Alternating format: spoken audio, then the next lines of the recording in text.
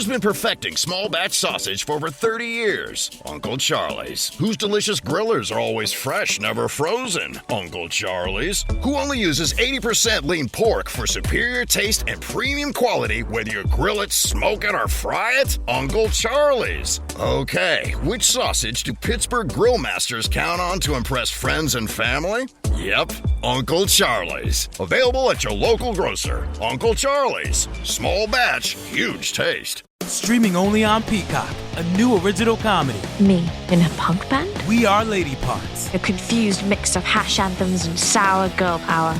You puked all over the front row. Ew. We Are Lady Parts. All episodes streaming now, only on Peacock. So many choices. It's hard to decide. Luckily, when it comes to your health, Aetna makes it easy. From preventative screenings to mental health support, we've got plans that work for you. So check us out. Copyright 2021, Aetna Inc.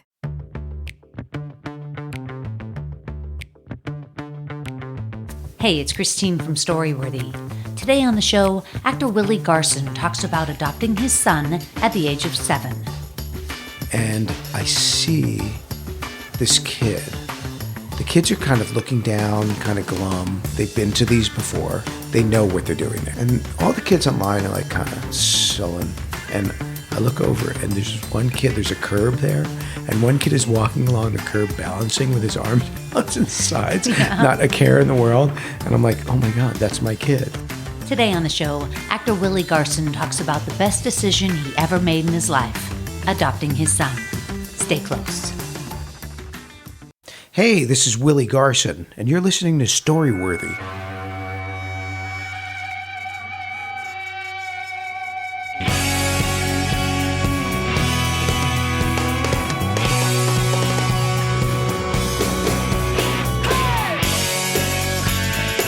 Welcome to Storyworthy. My name is Christine Blackburn, and I'm coming to you from Los Angeles, California. Whether you're a longtime fan of the show of over 9 years, or you're a new listener, welcome to Storyworthy. Now, I hope you guys enjoyed the show last week with Samandra Luna and her story, Trouble in Madrid. Willie, by any chance, did you listen to Samandra Luna? I did not, but I'm looking forward to it. This girl is so funny and she's so talented. She's an actress and a comedian, and she is from Romania. But she went to Madrid, apparently. So she goes to Madrid for the summer to lifeguard, like as a 20-something-year-old. You know Fantastic. What I mean? And while she's in Madrid, trouble ensues. Fantastic. The good news is, at the end of the summer, she actually did save a life. Wow. So it was like... Actually at work, lifeguarding? Yeah. Wow. She saved a baby. Wow. Yeah. So Wow. It's crazy. And I'm not giving away the ending of the story, because the story is much more about her dating in Madrid, and she's just a super funny She didn't girl. end up dating that baby. Okay. She's amazing and super funny. So go back, you guys, listen to some Miranda Luna from last week, but not today. Not today, because I'm here with actor Willie Garson, and he brings forth the topic, adoption. Adoption. And my sister adopted a child from Russia, actually, years ago. And I remember her stories of the orphanage, you know, and going into this building and seeing these only kids imagine. And the babies, and they don't get picked up, and they don't get held, Right. and they're all in need. Right. So I have no concept how you choose a child. Like I just, it's all so sad. But I do know my sister, like with a child from Russia, she didn't get the child's exact birth date. So she kind of had to just choose one. Information was like... Yeah, no medical records. They didn't even know the age of the child. They sort of guessed. Well, it's like a tree. Like if you cut the leg off, you can see the rings. And count. No, I'm kidding. Count the rings around the bottom. Yeah. Then you can count how old the child is. Anyway, I don't know your adoption story, but I know my sister's child, maybe the luckiest kid in the world. I mean, she hit the jackpot. I hope my kid is the luckiest kid in the world. I have a feeling he is, and I saw a picture of your boy. He's so handsome. He is. I can say that because I had nothing to do with it. He's so... other than being a good shopper. But But I'm anxious to hear about this from you, because you don't hear a lot of single men Correct. And you're straight. You're Correct. not. I guess I only say that because on Sex and the City, you obviously Right. played Carrie Bradshaw's best friend, and you were gay. And, but on NYPD Blue, no one asked me if I was a murderer. So it's interesting how sexuality is such a it is funny. It's such a touchstone. Yeah, that's funny. However, I guess because you were just so convincing Well, that's the job. on hopefully, the Sex and the hopefully, City. Well, and also when you played. God, that role was so fabulous. Yeah, 6 writing. full seasons Amazing of Sex writing. and the City. The wardrobe did the wardrobe blow your mind? the wardrobe was unbelievable. It taught me everything because I wasn't that guy. Yeah. Fashion guy. Did you get to buy any of the pieces you wore? The deal was because every designer on the planet wanted us to wear Their stuff. their of stuff. course. So generally, Stanford's style is not Willie's style. Yeah. So if I wore something from them, I could get something from them for me. Yeah. So if I wore whoever Dries Van Noten Right. suit on the show, I could get one that Willie would wear. Okay, so when you got married on the show and that was all white, it was the most memorable Crazy. Sex in Yeah. the City I can possibly because Cartier $25,000 tuxedo. yeah, and also Silk. Liza Minnelli was on that. Of course. Oh yeah, that. But I guess I'm just Oh, saying, yeah, Liza Minnelli so showed in up. that case, did you keep the white tux or did you get? No, I did not keep the white tux. Nor did I get a $25,000 suit from Damn, Cartier. I was for just that. thinking maybe. But anyway, that show, I mean, obviously, it will never stop running. Though it's always on television somewhere. It's like I Love Lucy. It is like I Love Lucy, but the thing is, it holds up. Yes, of course. It The totally holds the up. writing was flawless. Impeccable. I mean, really funny. Yeah. I think styles will change, relevance will change, but the writing at the heart of it was about love, and that will never not be there. I swear and that's to what the God, show is about. I So, believe that. I think Yeah. that it was about love. It was about acceptance, and it was about relationships. people didn't know what they were responding to, like, Yeah. oh, that's so outlandish, or that's really funny, or that's really sexy, or whatever. But the reality is, the base of it all, it was just about love, finding love, holding on to love, what you care about, looking for love. Yeah. It's just love. And That's all it was. I don't know. I just love Sarah Jessica Parker so much. Like she's such a wonderful guiding light, I think, for women. Yes. And I know she grew up in Ohio and she had many, many siblings. And, she got that young break on Broadway with Yep. Annie and all that stuff. So it was like, I saw her in Annie Get when outta I was here. 13. get out of here. I didn't know her until we were like 16 or 17. Really? But I didn't know her. But I saw it. My parents took me to see Annie, and it just so happened that it was Sarah Jessica. Wow. Which is funny. Then Do you we'd remember- and then we'd have a life together after Yeah. that. do just by you remember her coincidence. making an impression on you in that show? I just remember how great Annie was. Yeah. Yeah. Well, she's just a stunning person. I took my kid. His first Broadway show. He No saw it with kidding. me. He saw a show with my mother. He saw Lion King. But I took him to New York, and we saw Annie. Yeah. And watching Annie sitting next to my adopted child Yeah. with the, famous, to him, very wealthy, bald father. His eyes were saucers. Annie was his story. That And is him watching so that, it was beautiful. insane. That is so I'll never have beautiful. that. You can't create those perfect moments ever Yeah. again, but it was just a perfect confluence of things in one situation, sitting there in a Broadway theater watching Annie, watching Yeah. someone be exposed to Annie. Yeah. Amazing. We're going to talk about the adoption in a second, but you've had him for about 10 years? Yeah. And so, did you ever shoot him with VHS tapes or like DV cams or any of those old mediums? No, because I'm technologically challenged. No, but now with a But, smartphone, we can do that. Yeah, and automatically. I had some, and I had some from my family. Yeah. And I digitized them. It's a Well, great thing to be able to do. It is, and that's what I was getting to. I have this sponsor right now called Scan Digital, and Mm. they will convert your VHS tapes, old films, slides, photos. great thing. It's perfect for the holidays. I did it with all our stuff for my brother and sister for the holidays. That with all the stuff from my mother's house. I did it. Is so kind. Yeah. Scan Digital, they recently sent me my stuff back, and I had these tapes of my daughter, from when she was born until she's about maybe 6 or 7. And they sent me these videos back that I haven't looked at because I don't have the machines anymore. Of course. You know what I Of mean? course. So they send them back and everything's digitized.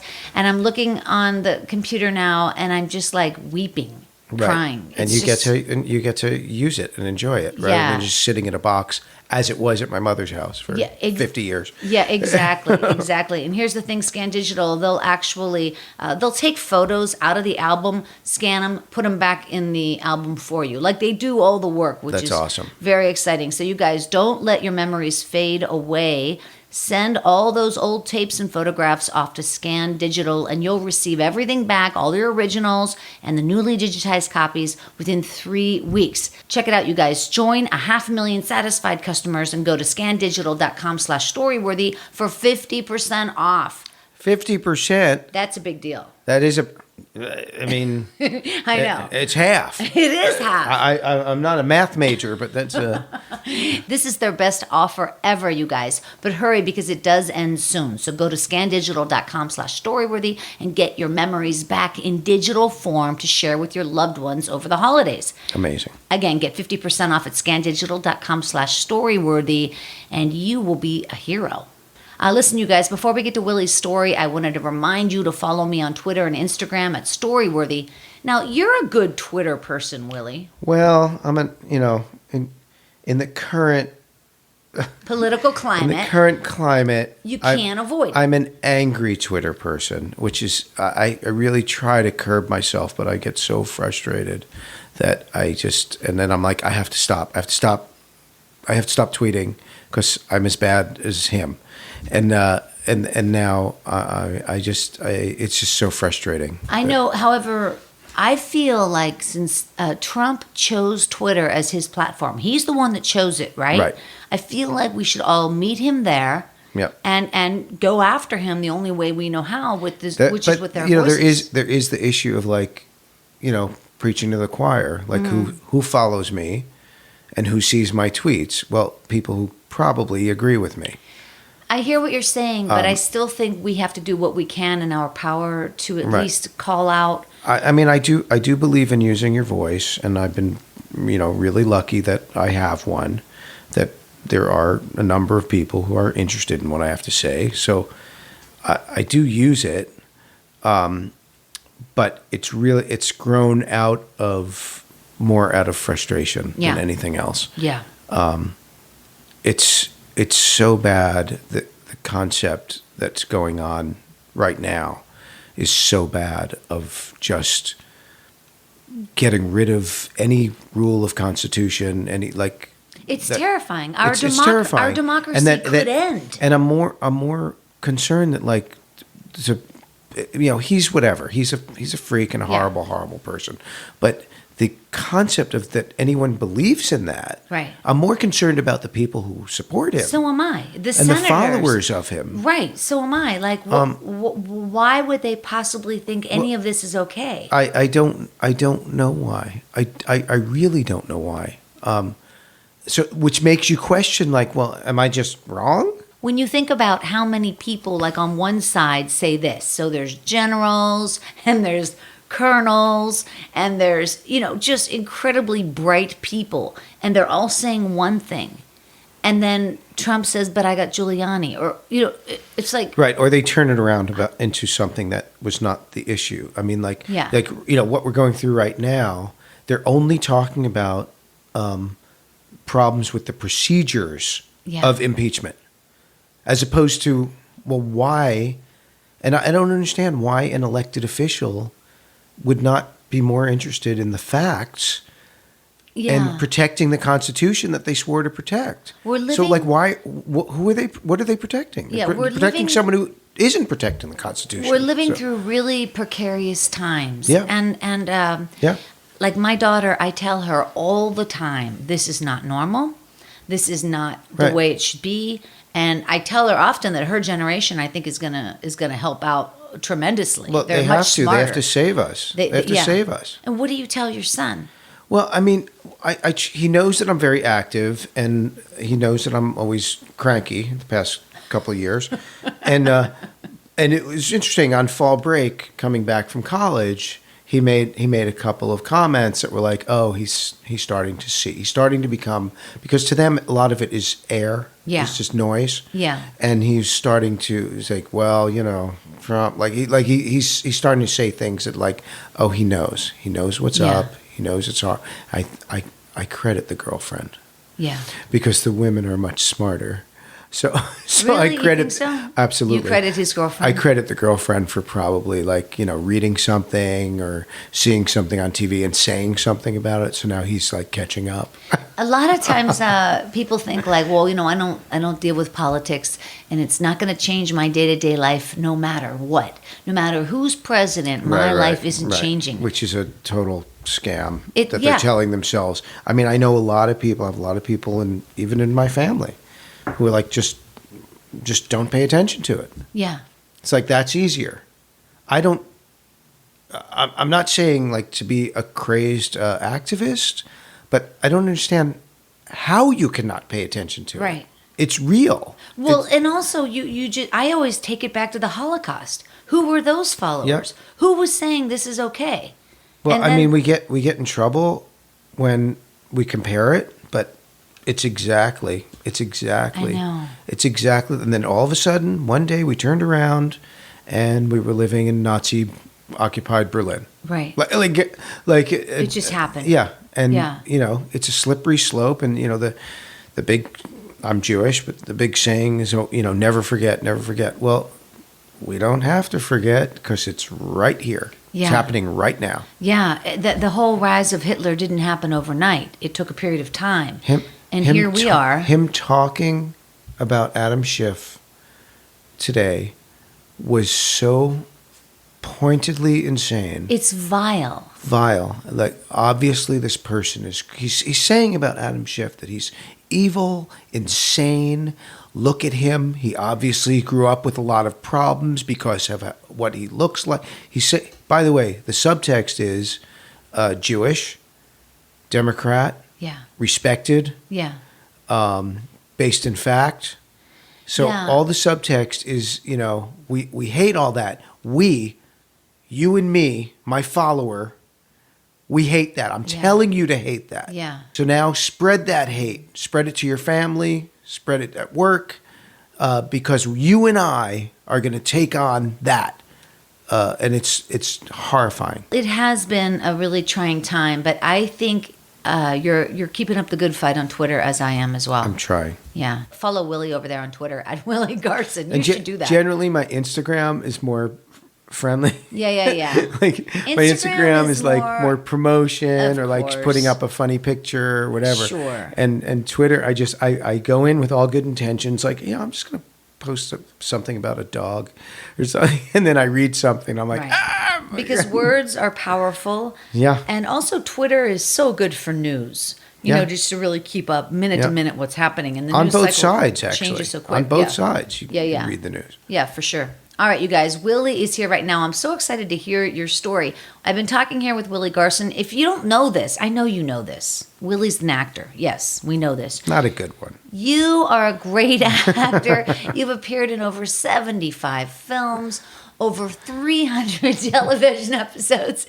I mean, are you more comfortable like in a makeup chair than a recliner at home? I'm definitely more comfortable on set. I like to know what I'm doing that day. I like to be told where to go. Yeah. I like to be on a schedule, but I don't want to have to make it up myself. What do you do in the downtime when you're shooting? What do you do? While I'm at work, Yeah, do you read? Do you tweet? a lot of crossword puzzles. I love crossword puzzles. I love to talk. The family of a crew Yeah. is so great. You get to know everybody so quickly, Yeah, right? it's great because you all have a common language. I mean, it's without the horror of war. I think it's how soldiers felt in their units. It's bonding. It's Well, really you're all there bonding for the same and you're purpose. all there for a common goal to And make to it as get good it as done. possible And to get it done. Get it done, but get it done well. I mean, there's nothing better than we're getting all the accolades and the money and whatever. But there's nothing better than a film crew. There's Yeah. nothing better. No better people. Yeah. It's an amazing passion that is needed to want to tell stories and not be so insecure like an actor that you need the attention. Yeah. It's like you really in your bones want to do anything you can to help tell that story. Yeah. And that's the focus puller, the clapper, the craft service guy. I mean, they're all there in service to For tell that a art. story. Yeah, and for that art, exactly. And Yeah. boy, have you told a lot of stories. I have told a lot of Holy cow, Willie. stories. You must be very professional at your job because you keep getting hired over and over and over. You, of course, were in the USA Network series White Collar from 2009 to 2014. That's a great series, I man. loved it. That I was a loved it. really it was good It was the series. closest I played to myself. Mozzie. Yeah. Yeah. So I loved it. I got to write a lot. Yeah. I started directing. Did you there. direct any of those episodes? I did. No kidding. I did. And it wasn't to launch my amazing career as a director. It was because I was going to direct a better episode. Yeah. And they let me, and they trained me really well. Wow, that was exciting. You know, and now I'm working on a movie to try to direct, and it's a long walk to try and direct a movie. It's really hard. Who wrote it? A guy named Charles Everett, and it's a terrific script. Is it a comedy? It is until it isn't. Mm. That's how I don't like the word dramedy because it's an acronym, and I hate that kind of stuff. But it's very funny, and then it's not. Well, you've done a lot of like police kind of shows, like NYPD Yes. Blue. You were in CSI Crime Scene Investigation. Sure. You did CSI Miami. Sure. But it does seem like you've done more comedy. I mean, all the way back. I mean, people really like when they find someone who can actually be funny. Yeah. For funny actors, which I guess I'm considered one, of course, all I want to do is drama. Yeah. So it's like, the grass is always greener. But there's a place for humor. I do always wonder on some of these shows because our audience has gotten so specific. Like some drama shows, and nothing is ever funny. Yeah. And that's not life. That's not the way it is. It's not life. And there has Even to be two murderers out Yeah. committing a murder. One of them's going to say something that like The Sopranos. Make a joke to the other guy. Yeah, there's always going to be humor. Yeah, of course. Yeah. So it's always very odd to me that I just like things to be real. There is the classic sitcom idea where people are just cracking jokes all the time, which is Right. also kind of ridiculous if you think Sure. about it too. So. Come. But you've done. You were on Hawaii Five-0 I as do that Jared now. Hirsch, I right? do that now. And how often do you have to go to Hawaii? Whenever they call. And So how, some seasons I do 6 episodes. This season I'm only booked for 1 so far, so I have no idea. So does the crew, of course, lives over there in Honolulu? They do. It's a long commute if they didn't. But I'm just saying. So the cast, most of the cast must live there too. Most at of the least cast for a lives period of there time. in season. In season? Some of them live there all year round. All year round. Because they have kids. Their kids are in school Yeah. and all that. That would And- be and some- a heck of a And lifestyle some commute. choice. Some Yeah. even commute. Some of the Yeah. regulars commute. Actually. Yeah, I would imagine that would be, especially if you did move your whole family to Yeah. Hawaii. It's so isolated. It's weird. My sister lived there for 17 years in Hawaii, Wow. so I know Did she? Hawaii well. Yeah. But it is an island. You definitely get That fever, that yeah, island it's like fever. it's a real thing. You're Especially on, not- Oahu seems like a tremendous amount of traffic on Honolulu. Yeah, near it's the, almost like Honolulu has gotten to be like it's almost like being in Detroit. Like it's this big like urban city on this in the middle of absolute paradise. Right. Literally like 3,000 miles from anything else in the Anything. middle of an ocean. Yeah. So it's really weird, with pollution and cars and stores and anything I love you want to Hawaii. eat. I really do. It's an amazing thing. I feel like when you go to Hawaii, like once you go up to your home, you go up to your room, you drop off your stuff, and then you pretty much don't put shoes on again or pants. No, for it's great, and the whole week. The glory of it, like many places that I like, is the people. The Yeah. people are amazing. Super They live friendly. a certain way, and they are very welcoming. They know 90% of the people are guests, Mm-hmm. and it's just the people are just warm and friendly with deep traditions and soul, and apparently, because of Y50, apparently there's a lot of crime. So that there's many, it's like Cabot Cove, Maine, where people are getting murdered every week. But I really do. I'm not doing one again for a month. I go in a month. Oh, that's exciting. Have you been able to take your son with you? I have, of course. Yeah. I even threw him in the background of a scene. Did you really? Because he was so bored. I said to the director, let's just throw him back there. That's adorable. Did he like it? It's very funny because, like, if you get a job as an atmosphere player, as an extra, there's certain things that go along with that. You have to like dress a certain way. It's generally muted colors. Sure. So basically, the idea is like you're not stay in the background. You're not like dragging focus away from the scene. And you've seen hundreds of movies and TV shows where you're like, what the hell is that guy doing back there? Extras, I know. So my son was there, and he was wearing shorts, which is no one else was wearing shorts. He was wearing a bright red T-shirt, and he had on mirrored sunglasses on. And I said, well, what if what if he's just walking right behind us? He's a college kid in the Hawaii airport. And they're like, yeah, sure. So we go, and then we saw it on the air, and Nathan, my son, is looking at it. He's like, okay, who the hell is that guy standing in the background? Like, it's so over the top obvious. It was very funny. That is super funny. Did he find it tedious, the whole process? Because it seems glamorous from somebody outside. He's pretty good at being on set. He's been on enough sets with me. He did a scene in White Collar. I wrote him a scene, and he was great. Got in the union and all that. Oh, great. And I put him on the background, too, in Girl Meets World, an episode I directed over there. So great. I'm just going to run down some of these television shows. And then I do, currently I do Hawaii Five-0 Right. and I do Supergirl. And so those are the Supergirl. shows I do.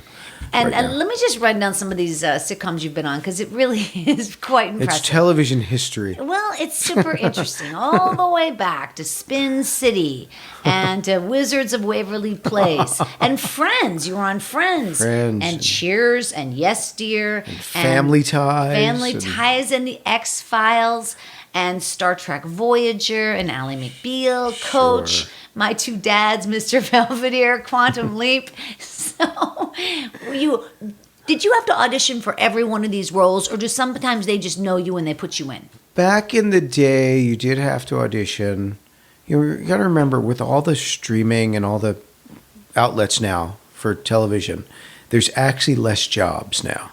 There used to be a lot more jobs. That doesn't sound well. correct. It doesn't sound like it makes sense, but it does, because what used to be, there would be the shows that were on television, and they used to have 6 or 7 guests every episode. Now, many shows are lucky if there's one. Interesting. To save money, because we're in a different economy now.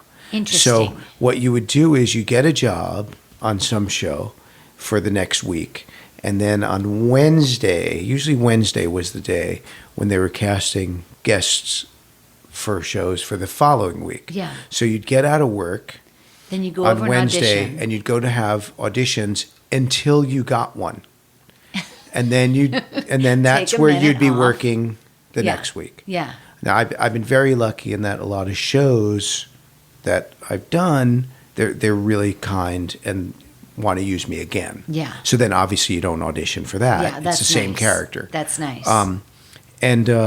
And now I'd say for the past since NYPD Blue, a lot of the episodes are offers. But that's exciting. I'm always happy to read. Yeah. I love to read. Sometimes I've showed up for jobs and felt I wasn't actually right for the part. But you didn't say but it was anything. the offer, and Yes, no I'm kidding. going to do my best. You've also appeared in a couple of movies, like Kingpin, and I will tell you, my father was in Kingpin. Oh my God! My father played an extra in Kingpin. He was at the Fantastic. end when all the Amish people are dancing on the hillside. Blackburn. Does your father live in Pennsylvania? Jack Blackburn, yeah, Amazing. outside of Pittsburgh. Amazing. And he was in a ton of movies that they shot in Pittsburgh, and he also played a lot of stand-ins. Was he in that movie with Sarah Jessica and Yes. Bruce Willis? Yeah, and I was too. Actually, it was amazing. called Three Rivers. Three Rivers. They right. changed the name a couple of times. all You that were matters. also in.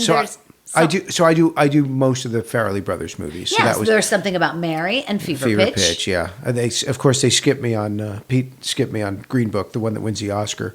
Well, I only get to do the other ones.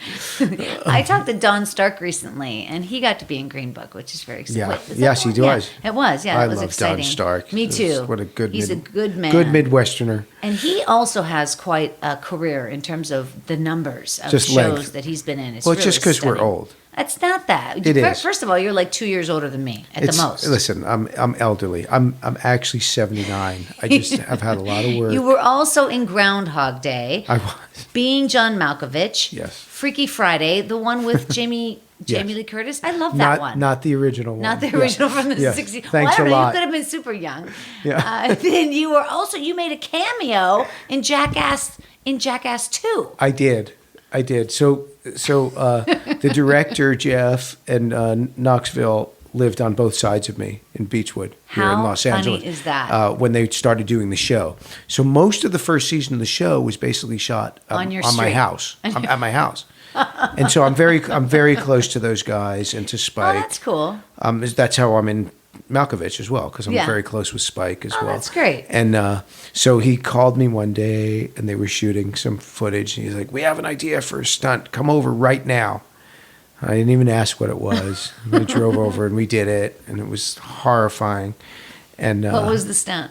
the stunt was playing hot potato with a stun gun taser taped on position. Yes. my And I'm the only one who caught it, by the way. Those guys were wimpy about it, and I actually caught it, and I can By the handle. Right now as I'm saying it, I know I am having a sense memory of exactly what it felt like. Boy, wait. Did you grab the handle or did you I hit grabbed the stunt? taser, sorry, Oh my 900 God. volts. Oh my God. Did you fall to your knees? I threw it on the ground Oh and my started God. screaming. Yeah, and they got it But all the on others were tape. not, no one caught it. I was the only one who caught it. So I'm that tough. Well, I think you should put that under your special skills. Yeah, taser catcher. Taser catcher. Yeah, when I go to the circus. You guys, you can find Willie over there on Twitter, like we talked about, at Willie Garson. Yes. All And right, you Instagram guys. is Willie.Garson for Willie some dot reason. Garson. I don't know Interesting. All right, you guys, wherever you are, put your hands together for Willie Garson. why. Yay. Okay, well, I had been looking for a child for a while, and I was very specific. Every child, at least in California, every child is a foster child until the judge bangs the gavel. So I was very specific with my social worker that you're not going to place a kid with me for 5 seconds if you're going to take it away. Oh, God. So she's like, well, that's doable, but it might take longer time. But wait, why is that? Well, because the goal always is to reunite with birth family. Oh, I see. So just things happen. A missing parent shows up and says, "I want my child." They have to do it. Wow. A lot of things can happen, or the kid has issues and ends up not being adoptable or whatever. So I said, okay, I can wait. And time was going on. I had originally said like 3 to 5 years old. Mm-hmm. I thought that'll be good. Get a year or so before school starts, really bonding, and that'll be great. So nothing was happening. They just were not finding one that they felt comfortable Were enough. they sending you to any of like the adoption? I don't know how you say it, like a fair, or were they? Well, that's sending what they you finally places? did. So that's what they finally see. did. They sent me to a fair, which is horrible. One of the most horrible places I've ever been. You can only go alone because I don't have a partner. So I'm licensed. I can't just bring a friend. Yeah. A lot of these kids are basically like kind of on the lam from parents looking for them or bad situations. So they tell you that morning where the fair is. And the fair, I mean, it's a pet fair. It's as bad as you can imagine. Is it an auditorium or is It was in a outside? park. It was in a park. I think it was in like, this one was in Pasadena or somewhere in San Gabriel Valley or something, but still LA County. And so I show up, and I'm at the parents' sign-in table. Right. And I look over, and there's the kids' sign-in table. And there's a bunch of kids standing with their social workers. And I see this kid. The kids are kind of looking down, kind of glum. They've been to these before. They know where they're at. They know what it is. Even though they're going to set up some stupid games for them to play, they know what they're doing there. Yeah. And all the kids online are like kind of sullen. And I look over, and there's one kid, there's a curb there, and one kid is walking along the curb balancing with his arms out to the sides, not a care in the world. And I'm like, oh my God, that's my kid. Like, he's totally plugged in. Like he's rising above the room here. Like, and so I see him. They give you a clipboard, and you're supposed to write down 3 names. All the kids have name tags. And then they have numbers underneath if they have siblings. So I like to keep siblings together. So I only want one, so my choices are limited, more limited. So is his name is on the tag? Yes. And you don't, that's his name. You don't change That's his name. his You just name. name That's first his name. Yeah, Okay. he's an adult. He's like 7. And underneath it says 1, meaning a It doesn't single say child. anything. It doesn't So say he anything, doesn't. so meaning no So that's siblings. fine. So I start stalking him. So I start following him around this fair. They have volunteers. They've, tossed a ball through a hoop, whatever. They have all these different games. So I'm following him, and I'm like really nervous, and I'm alone. And I see he's finally at this table where they're painting piggy banks, like ceramic piggy banks. I think he was painting a dolphin or a shark or something. And so I come up behind him, and I see he's painting it, and I lean in, and I go to him, "That's really great." And he looks at me like I'm an idiot. And I said, those are really great colors. It was blue and red he was painting. Sweet. I said, "Are you going to paint any other colors?" He looks at me like I'm a complete idiot. And he goes, "They don't have any other colors?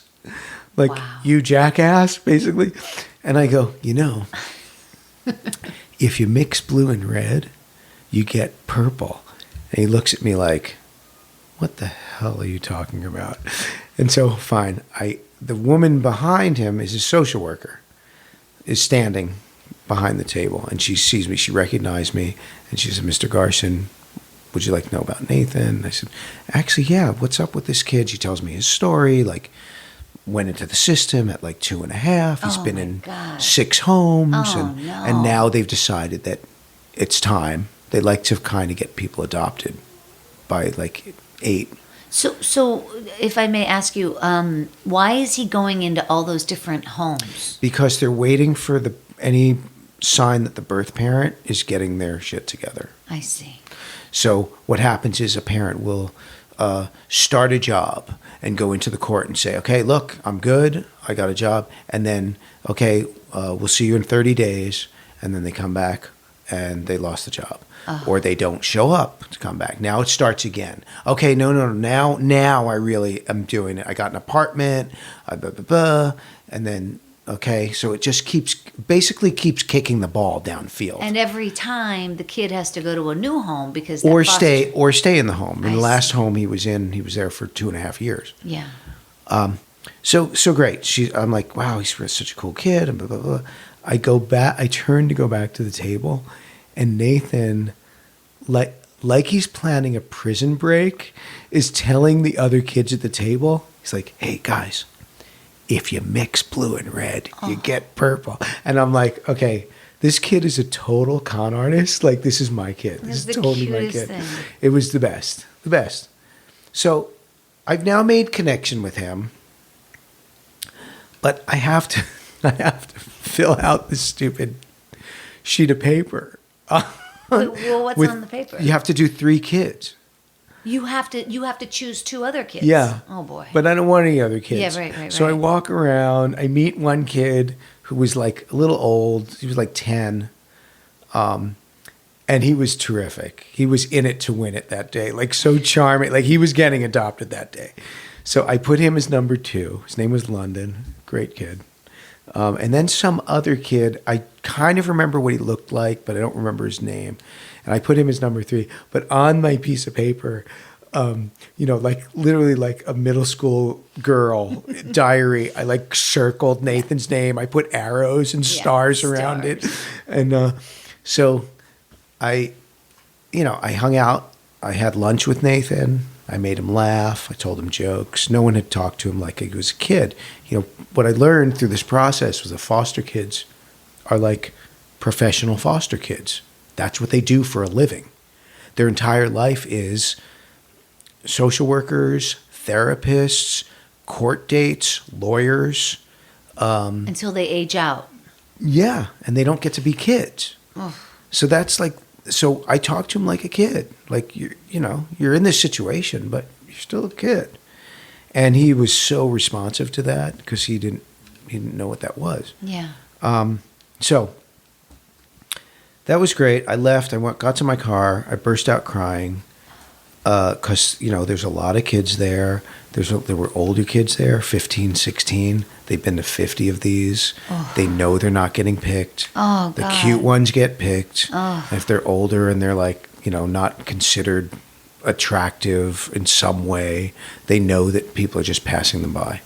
And it was brutal. Obviously, I could not take all the kids. And there were certainly not enough parents, prospective parents at the fair to take all the kids. And I'm literally shaking in my car. What's going to happen to these kids? What's going to happen to them? Anyway, you have to deal with that. You do what you can do. Yeah. Is really what happens. I called my social worker. This was a Saturday. I called my social worker and said, I found my kid. You got to get me this kid. That's my kid. I know he's older than I wanted, but I don't care. That's my kid. She said, great. I'll get into it on Monday. She calls me Monday and says, I have bad news. 7 families want Nathan. Wow. So I'm like, nothing's easy in life. I said, well, what happens now? She said, well, his social worker has to meet with every one of the family's social worker. So I'll get that. I'm on the list. I'll get the call when I get the call, and I'll go meet with her with your file. She has Nathan's file. We go through, we sit with her boss at social services, and eventually they decide on one that might be a match. Wow. And they go ahead with the play dates and whatever. So you weren't the only one to see how special he was. And I said, well, how long? And she said, as long as it takes. It's a county agency. It's like going to the DMV 500 times. So whatever. So it was 45 days. Oh my God. Till I got the phone call, and she called and said, guess what? They're going to go ahead with a play date with you. They decided you. Wow. So this kid, he only had met you once. And then 45 days later, like a month and a half later, you get the word that he wants to see you again. Well, not him, that they have decided. The kid decides nothing. Oh, I see. That's one of the worst parts about it. I see. But they decided that it was a match for a play date to see how it goes. And we went on a play date. And do other people go with you, or? The social worker, his social worker. And we went on a play date and had a really great time. And it was terrific. And then I don't know how much he's asked. I do know that he remembers that he was asked, do you want to see that guy again? And he said, sure.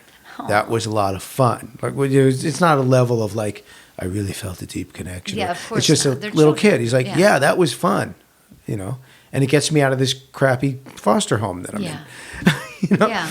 So we started having once a week play dates, and then after a while, you go alone. Where would you take him? To pizza or just like exactly. movies, Pizza, golf? We rode scooters, gun range. No, we rode Yeah, but just stuff. We went to the beach. We went miniature golf. Did you do any Hollywood stuff with him? No. Yeah, because that's too. That'd all blow his mind. Yeah. No, it was great. It was great, though. He was down in Whittier. There's not a lot of Hollywood stuff down there anyway. Yeah. Although the first date was at the miniature golf course down there where they shot Karate Kid. It's a very famous miniature golf course. That's so cute. Which, by the way, is completely falling apart. But that was really fun. And then they pick a move-in date and calendar it backwards. So backwards from that move-in date, 2 weeks before, he comes home with me and spends one night. The weekend before, he spends the whole weekend. Wow. And the next week, he moves in. So it's all set up to not confuse the kid, like as to what's happening. And so I met him in October, and he moved in on my birthday on February 20th, on my birthday. So how do you prepare? You're kind of prepared as you're getting licensed. So, I mean, that's just logistically you're prepared. The house is ready. The room is ready. You have figured out a school, a doctor, and you've met certainly some caretakers. You've developed like a team. Yeah. So that's done in the licensing. How you prepare emotionally, God only knows. I mean, he got in my house the first night, and I literally was in the next room calling my old girlfriend, and I'm like, what the hell did I do? What do I do? I don't know him. And she was like, well, go know him. Like, go, he's in the couch watching his movie. Go watch a movie with him. Yeah. Sit with him. Yeah. Show him a game or tickle a toy him or and something. make some popcorn. Like, Yeah, normal. But when you have a child, like I have one child, you ramp up to all that, right? Because of course the pregnancy and then they start walking. I ramp it up even more. I had so many things I wanted to do. And also, I was a camp counselor. I was a very close uncle to my nephews. I was a big brother. So I kind of knew a bunch of stuff to do. Yeah. It was really deep in my heart that we had catching up to do. He didn't have enough of a childhood. Yeah. So I wanted to do everything. Play, yeah. Yeah, everything. I want to take him to everything. I want to show him everything. He had never seen the beach. He lived 10 miles from the beach. He had never seen snow. He lived, 40 minutes from Wrightwood. Had never seen snow. And so all of that stuff, flying a kite, whatever. I mean, anything you could think of. And what about his real mom and dad, as it were? The dad we don't have a lot of contact with. They were never married. And he wanted to see him 2 weeks before parental rights were disbanded. He called the court and asked to see him, and I kind of balked at it because I didn't see the purpose of it. I think it was a last-ditch effort by the mother to like, hey, you got to help me here. You got to stop this. Nathan, to this day, has not told me what was said in that hour they spent together. So he did show up. That guy showed up. I have a feeling it was either horrifying to him, what people can be like. Yeah. Or, which would be better, but I doubt it, or the father said to him, go make a life. Mm-hmm. But I don't think the father operates on that level. I wonder if he had other children, he has, with Nathan's mother, there's 2 other children. Wow. There's 2 sisters who were adopted by Nathan's uncle, by the sister's brother. Wow. By the mother's brother. There has adopted both sisters. The mother I knew, we had scheduled play dates with her and the sisters and the uncle and all that until parental rights were taken away. Yeah. So it was for about 5 months of him moving in with me. We had once a month go meet in a park with everyone, but she just never got it together. She's not a horrible person, not a big drug addict or anything. It just wasn't meant to be the mom. It just wasn't meant to be. And her concept of what being a mom is had nothing to do with reality. Her concept was a playmate. Yeah. And I'm a good mom. I gave you dinner. Yeah. No idea about sickness and school and doctor's appointments, and sounds like she was like a child herself. Teaching, she was. Yeah. I mean, she had him. She was like 16. Oh my God, Willie, that's wild. So this kid, talk about somebody hitting the jackpot, boy. This kid. Oh my God, one of my charities. was the Aspen Youth Experience in Aspen, one of the charities I work with. And 2 weeks after Nathan moved in with me, we were on a Gulfstream 5 going from Van Nuys Airport to Aspen to stay at the St. Regis Hotel. Oh, my. One of the finest hotels in the world. Fanciest hotels. And, this kid's mind was blown left and right.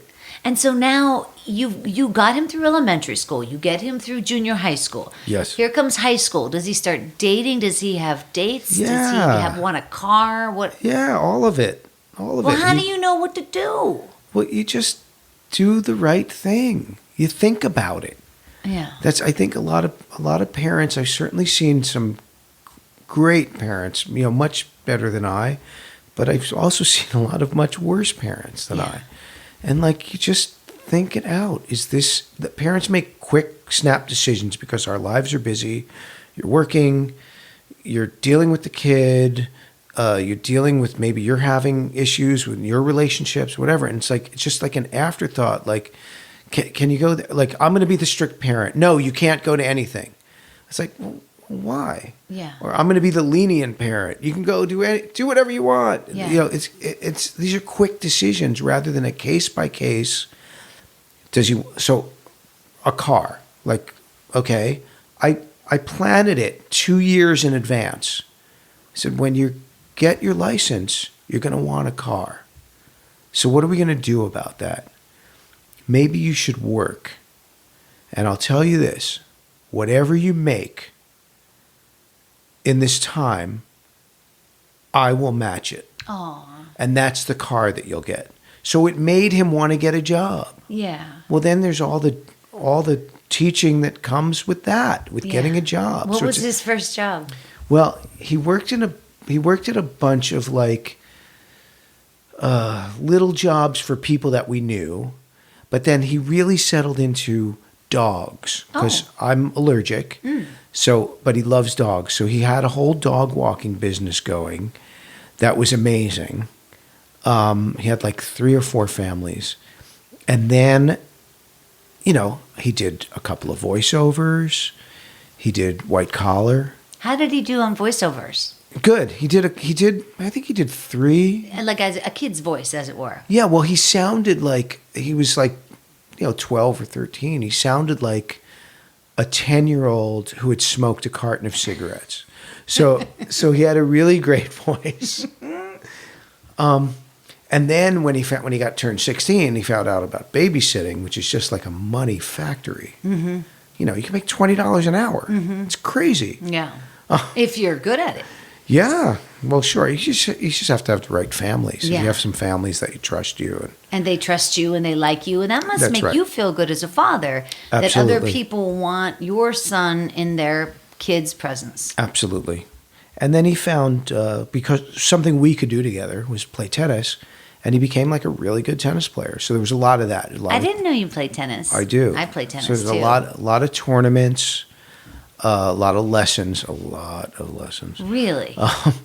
And a lot of tournaments. And then he was partially recruited at college. That's amazing. So he plays on NCAA 3 team. Back in Ohio? Yeah. And what year is he in there? He's a freshman. He's a brand new. Brand new. How's it going, college? It's good. It's a big adjustment. It's a big adjustment. But it's good. Yeah. It's hard because I was working already as a kid. So I didn't have any teenage stuff. Yeah. Because I was surrounded by adults and I was learning lines and going to auditions and, since I was 13. So I didn't go through any teenage anything. I was surrounded by adults all the time. Yeah, yeah. So just to watch, for me going to college was nothing. It was just an extension of my regular life. But when you start to realize no, we really coddle our kids now a lot. So it's really hard to okay, now you're responsible for everything. Everything. By yourself. Eating, when to go to sleep, eating, when to wake brushing up. your teeth, taking your medicine. All of it. All of it. And then studying. Laundry. Yeah. And go learn. Does he know what path he wants, or it's way too early? No, it's early. I mean, it is. I see for him something in helping people, but maybe that's just a hopeful father. But, he seems to be thinking that he wants to major in psychology and minor in economics. So I think I could see him doing business, but maybe a nonprofit. Yeah. So who knows? Well, now he has such a rich history. He has I can see him being very having a lot of empathy. Exactly. And he has a understanding. real sense of justice, of right and wrong. Yeah. And what's the right thing to do? Yeah. That's all it is. That's what's so upsetting about the world that we're raising them in right now. Right. What's the right thing to do? I Just keep do the telling my right daughter, thing. Right. I have to keep telling her over and over, this is not normal. This Right. is the wrong thing. Right. Yeah, it's really tricky. And then as for your son as well, because he had 8 years of Obama. So Right. it kind of sailed through that. Right. You know what I mean? Where you didn't even know about it. Well, I wasn't even involved in politics. Right. I didn't care. Right. How many times did I tweet at Barack Obama? Right. 0. Right. You know what I mean? No, none of us ever wanted to be this involved in I know. politics. If I wanted to be this know. involved in politics, I would be a politician. Yeah. So, You could be, I'll bet. Listen, I have to tell you, before we wrap it up, I am very impressed with, I don't know why it impresses me so much as a single guy. Yeah. You said, I want a child, and then you Yeah, met I with mean, the appropriate people. I'm just saying a lot of people don't do that. They don't take all those steps. it was just like I read an article about all the kids that are available here in Los Angeles, the highest concentration in the country Of foster kids. of foster kids Yeah. ready to go, ready Yeah. to be adopted. Yeah. And I thought I was in love with someone for a long time, and she never wanted to have kids, which is fine. And it was never going to happen. Was she an actress? She had been a model. And, like many people, she had decided that she didn't want to have kids. Sure. And now we're in our 40s and blah, blah, blah. And it was like, okay. And when I really finally realized that this was never going to happen, and that was over, I was like, I really want a kid. So is that such a big deal? I don't hear about I think a lot it's of beautiful. single fathers, Yeah. doing it, but there was no issue. No one cared. Yeah. They don't care. There's more kids than parents. Sure. So no one cared. Well, I just think it's selfless, and it's and you do have such a well-rounded history. You have so much that you've done, and so many places you've been. You have a lot to give. Right. And this is the best thing I've done. I'm so happy for you. I mean, it's better than Mr. Belvedere. Well, I am just so happy you sat down with me. Well, thank you for Really, having me. it's a great story. I hope people listen. It's just beautiful. Yeah, let's hope we can get some kids adopted out of this show today. Why not? The one thing, just to that as a final thing, people, when they think about adoption, as I know many people do, and then there's something they hear or something like just puts up a red flag, and they're like, okay, then I can't do that. And my social worker told me that I taught her something, because I was the first one that she'd ever had that was like this. And what I taught her was, just tell me what to do next.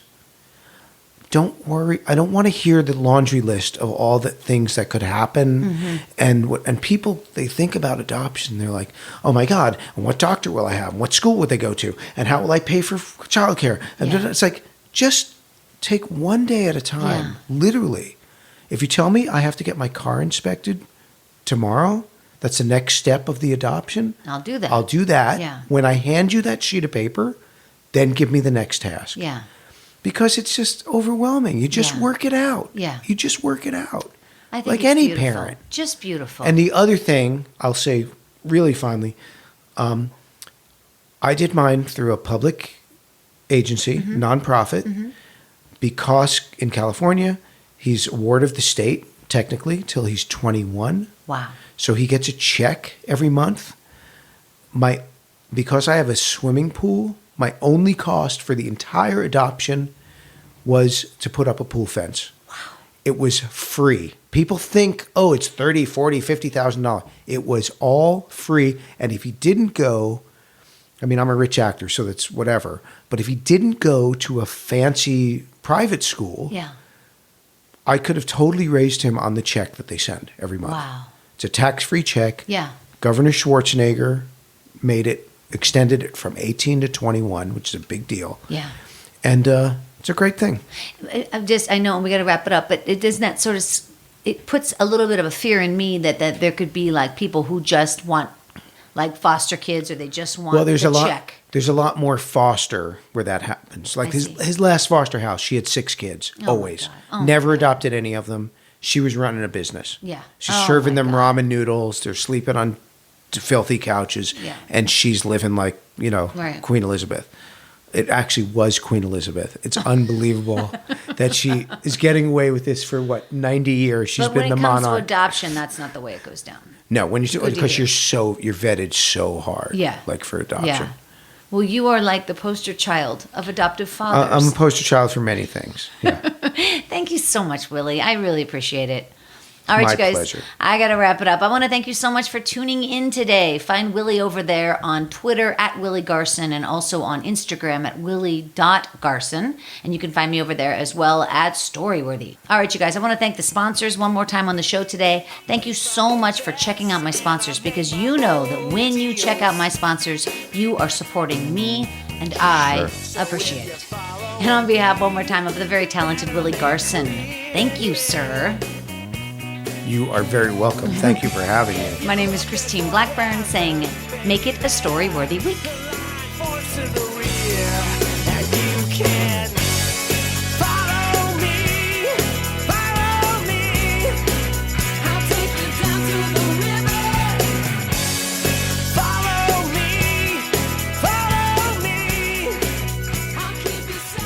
Thanks for joining us on the Storyworthy Podcast.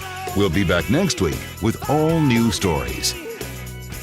Subscribe to Storyworthy on iTunes and visit the Storyworthy website at storyworthypodcast.com.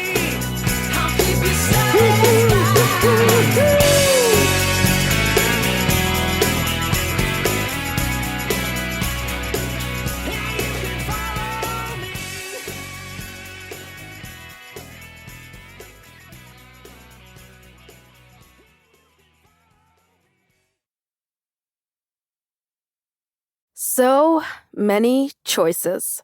Sometimes it's hard to decide. Luckily, when it comes to your health, it's a no-brainer. With Aetna, picking the right plan is easy. At Aetna, we put your needs first. From preventative screenings to mental health support, you can get the right care whenever you need it. Simply put, you're in good hands when you choose an Aetna plan. So check us out. We're just a click away. Copyright 2021 Aetna Inc. Membership fees apply after free trial. Cancel anytime. Hi, it's Carl Deichler, CEO of Beachbody, and I'm giving away 10,000 free memberships a week to try our amazing Beachbody fitness and nutrition programs. Pick any program and just follow it step by step, like our 21-day fix program or the ab shredding muscle burns fat program. Plus, there's free support in personalized fitness groups with our community of over 2 million members. Now is the time, so don't wait. Go to beachbody.com to claim your free membership and start feeling great. Dad's Mr. Popular at the JCPenney Father's Day sale.